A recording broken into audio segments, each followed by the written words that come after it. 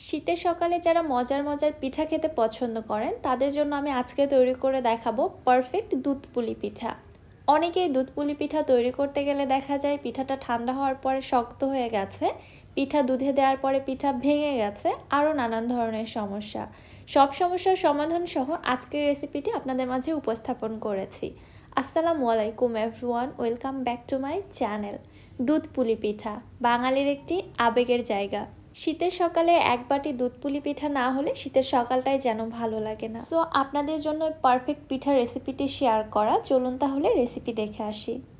বিসমিল্লাহ। চুলায় একটি প্যানের মধ্যে নিচ্ছি 1.5 কাপ কোরানো নারকেল, সাথে দিয়ে দিচ্ছি 1 কাপ খেজুরের গুড়। গুড়টাকে আমি ছোট ছোট টুকরো করে কেটে নিয়েছি। ফ্লেভারের জন্য 3 থেকে 4টি সাদা এলাচ এবং দিয়ে দিচ্ছি বড় সাইজের একটি দারুচিনি।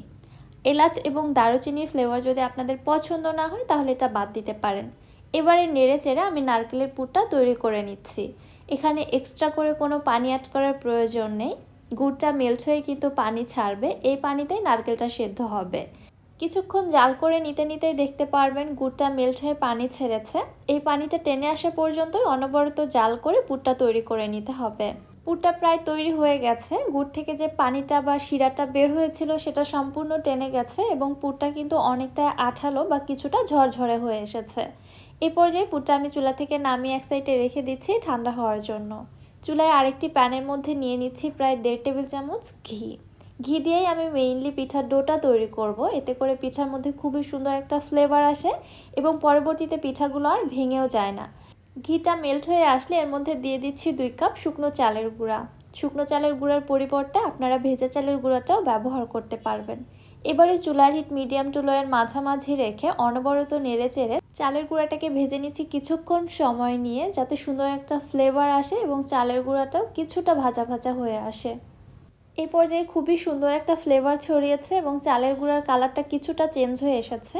এবার আমি এর মধ্যে দিয়ে দিচ্ছি ফুটন্ত গরম পানি। যেহেতু এখানে 2 কাপ চালের গুঁড়া ব্যবহার করেছি, 2 কাপ চালের গুঁড়ার জন্য এখানে 2 কাপ পানি লাগবে।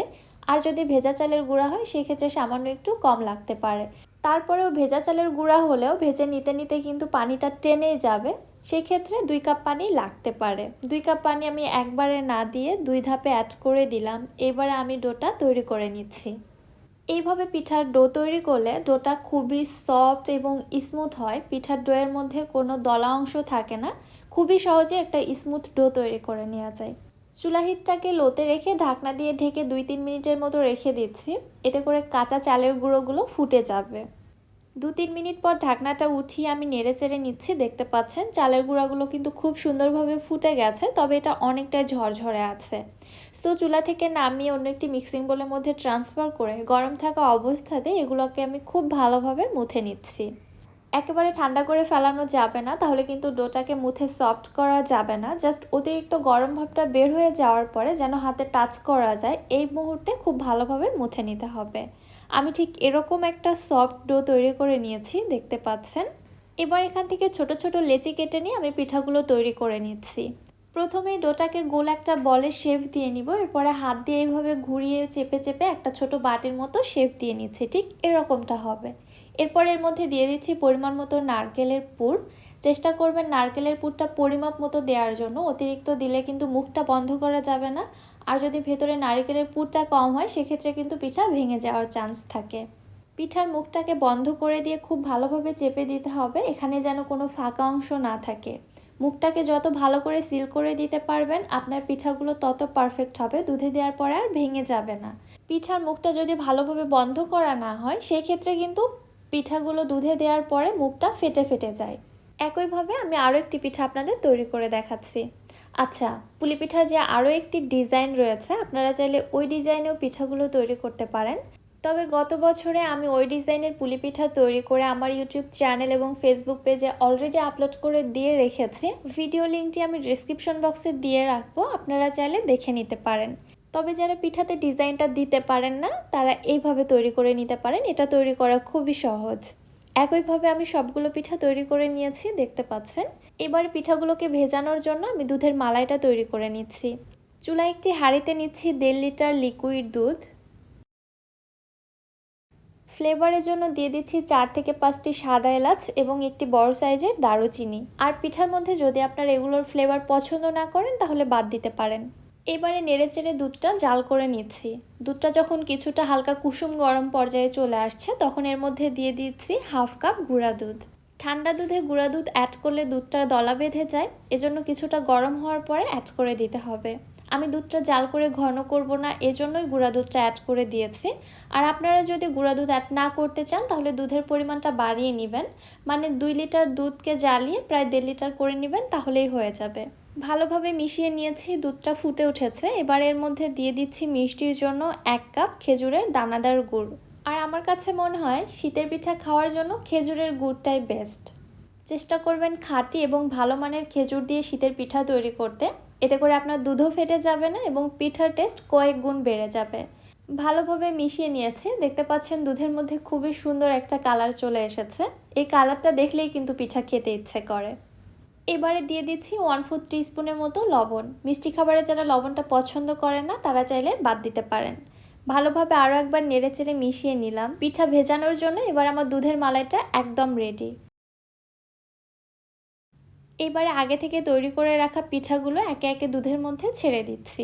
চুলার হিটটাকে কমিয়ে দিয়ে পিঠাগুলোকে দুধের মধ্যে দিতে হবে। একদম টকবক করে ফুটন্ত গরম দুধের মধ্যে পিঠা দেওয়া যাবে না, তাহলে কিন্তু ভেঙে যেতে পারে।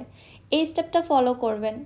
আর যদি দেখেন কোনোভাবেই আপনাদের পিঠা হচ্ছে না, দুধে দেওয়ার সঙ্গে সঙ্গে বা কিছুক্ষণের মধ্যে ভেঙে যায়, সেক্ষেত্রে আপনারা যেটা করতে পারেন, পিঠাগুলোকে দুধে দেওয়ার আগে কিছুক্ষণ ভাপিয়ে নিতে পারেন। সেই ক্ষেত্রে কিন্তু আপনার একটা পিঠাও আর ভেঙে যাবে না দুধে দেওয়ার পরে। হালকা হাতে নেড়েচেড়ে পিঠাগুলোকে আমি কিছুক্ষণ জাল করে নিচ্ছি। চুলার হিট রয়েছে মিডিয়াম টু লোয়ের মাঝামাঝি।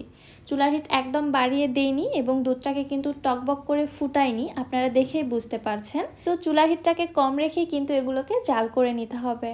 প্রায় 7-8 মিনিটের মতো জাল করে নিয়েছি। এখন কিন্তু পিঠাগুলো একদমই সেদ্ধ হয়ে গেছে। এর থেকে আর বেশি সেদ্ধ করা যাবে না, তাহলে পিঠাগুলো পরবর্তীতে শক্ত হয়ে যেতে পারে। চুলা থেকে নামিয়ে পিঠাগুলোকে সম্পূর্ণ ঠান্ডা করে আমি সার্ভ করে নিচ্ছি। প্রায় 4 থেকে 5 ঘন্টা আমি পিঠাগুলোকে ভিজতে রেখেছিলাম। দেখতে পাচ্ছেন এই পর্যায়ে পিঠার কালারও কিন্তু পুরোই চেঞ্জ হয়ে গেছে। রস খেয়ে পিঠাগুলো যেমন রসালো এবং নরম তুলতুলে হয়েছে, তেমনি কালারও কিন্তু অনেক চেঞ্জ হয়ে গেছে।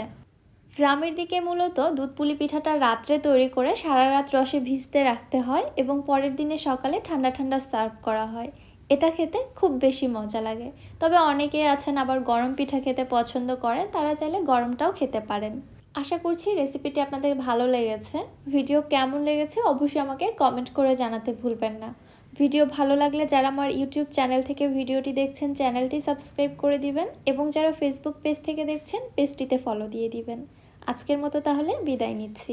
আল্লাহ হাফেজ।